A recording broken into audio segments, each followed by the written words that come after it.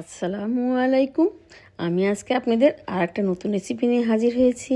এটা হচ্ছে পাঙাশ মাছের মাথা দিয়ে আলু বেগুন ঘন্ট।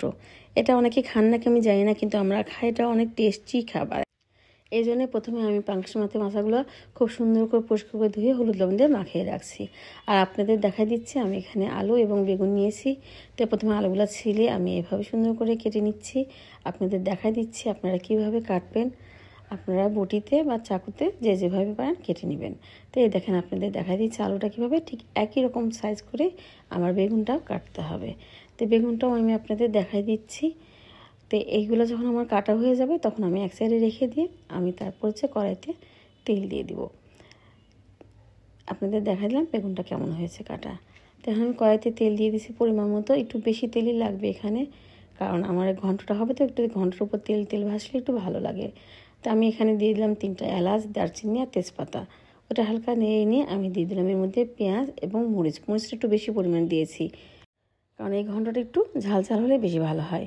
আর তারপর আমি দিলাম পেঁয়াজ বাটা 2 চা চামচ, রসুন বাটা 1 চা চামচ একটু বেশি দিয়ে আমি এভাবে কষিয়ে নিচ্ছি। তারপরে দিয়ে দিলাম জিরা বাটাও সেই একই রকম 1 চা চামচের অল্প একটু বেশি, আদা বাটা দিয়ে দিলাম আমি 1 চা চামচ দিয়ে এইভাবে সুন্দর করে কষিয়ে নিতে হবে। মানে এই মশলাগুলো যত ভালো কষাবেন তত স্বাদ আসবে।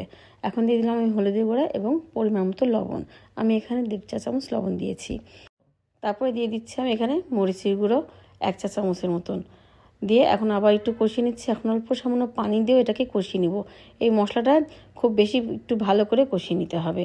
তারপর আমি এখানে দিয়ে দিলাম সেই কেটে রাখা মাথাগুলা, এটাও দিয়ে সুন্দর করে কষিয়ে নিচ্ছে। দেখেন অল্প একটু পানি দিবেন, দিয়ে এইভাবে কষিয়ে নেবেন, উল্টে পাল্টে সুন্দর করে কষিয়ে নেবেন। কিছুক্ষণ কষানো হয়ে গেলে এখন আপনি দিয়ে দিবেন প্রথমে আলু কেটে রাখাগুলা, কারণ আলুগুলা একটু সিদ্ধ হতে দেরি লাগে বেগুনের থেকে।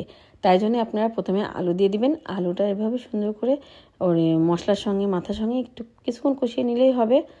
তারপরে এই যে একটু পানি দিচ্ছি, কারণ আলুটা সিদ্ধ হতে একটু টাইম লাগে। আপনাদের তো বললামই একটু হালকা পানি দিয়েছি, কিন্তু দিয়ে এভাবে কষিয়ে নিয়ে তারপর আমি এর মধ্যে দিয়ে দিচ্ছি বেগুনগুলো। যখন মনে করেন আলুটা আপনার আধা সিদ্ধ মতো হয়ে গেছে তখন দিয়ে দেবেন বেগুনটা, দিয়ে এইভাবে কষাবেন। কারণ বেগুনটা দিলে এমনিতে আপনার অনেক পানি বের হয়ে আসবে এবং বেগুনটা খুব তাড়াতাড়ি সিদ্ধ হয়ে যাবে। তো দেখেন আমি এই যে নেড়ে চেড়ে কষিয়ে নিচ্ছি, আপনারা দেখতেই পাচ্ছেন। খুব সুন্দর করে এভাবে নেড়ে চেড়ে কষিয়ে নেবেন। পারলে একটু ঢাকাও দিয়ে দিতে পারেন আপনারা, আমি অবশ্যই ঢাকা দিইনি।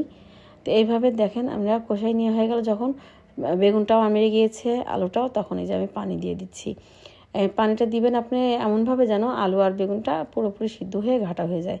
তো আমি এই পর্যায়ে চেখে দেখছিলাম আমার একটু ঝাল লবণ কম হয়েছে, তাই আমি আর একটু ঝাল এবং লবণ দিয়েছি। তো আপনাদের আর ঝাল একটু কম খেলে দিবেন, অসুবিধা নেই। আমি আগেই বলছি যে এটা একটু ঝাল লবণ বেশি লাগে, আলু আর বেগুন একসঙ্গে ঘন্ট তো এই জন্যে। তো তারপর দেখেন আমার এখন সিদ্ধ হয়ে গেছে। এখন আমি এটা একটা লাল ঘুটনি দিয়ে ঘুটে নিচ্ছি, মানে অনেকে এটাকে ওরং বলেন। তো যাই হোক এভাবে ঘুরে নেবেন। মানে এটা আবার কিন্তু খুব বেশি ঘুটবেন না, কিছুখানে ঘোটা থাকবে কিছুখানে আস্ত থাকবে, মানে আধা ভাঙা যেটাকে বলে, ঠিক সেরকমভাবে আপনারা এটাকে ঘুটে নেবেন। তো আমি আপনাদের পুরো প্রসেসিংটা সুন্দর করে দেখিয়ে দিলাম। তো এই দেখেন আমার ঘোটাটা হয়ে গেছে, আপনারা দেখতেই পাচ্ছেন, না একদম মিহি ঘোটা না হালকা ঘোটা। তো এই পর্যায়ে আমার প্রায় হয়ে গেছে।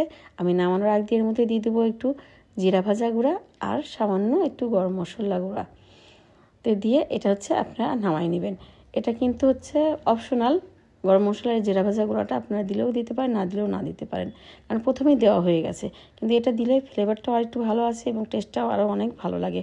অনেকে বলেন যে এগুলোর মধ্যে গরম মশলা খায় না, কিন্তু এরকম ঘন্টার মধ্যে আপনারা গরম মশলা খাবেন, আসলে অনেকটা স্বাদ বাড়ায় দেয়। তো এই পর্যায়ে আমার হয়ে গেল। আমি আপনাদের বেড়ে পরিবেশন করে দেখা দিচ্ছি আমার বেগুন আলু দিয়ে পাঙাশ মাছের মাথার ঘন্ট। দেখেন কতটা সুন্দর হয়েছে এবং খেতে এটা অনেকটাই টেস্টি। তো ভালো থাকবেন। আসসালামু আলাইকুম।